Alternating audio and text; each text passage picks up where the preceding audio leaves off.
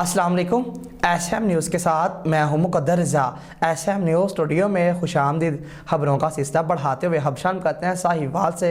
ना ज़मीन फटी और ना ही आसमान गिरा।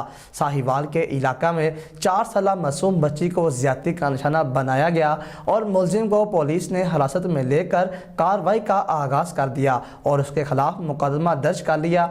मज़ीद सूरत हाल से आगाह कर रहे हैं हमारे नुमाइंदे इरशाद अहमद।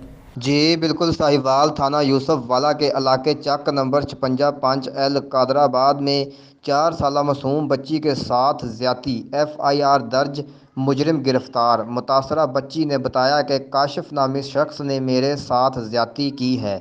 इस मौका पर मुतासरा ख़ानदान ने मीडिया नुमाइंदगान से बात करते हुए कहा कि हमारे वज़ीर आली पंजाब सरदार उस्मान बज़दार, IG पंजाब राव सरदार अली ख़ान और IPO साहिवाल अहमद अरसलान मलक से इंसाफ की अपील।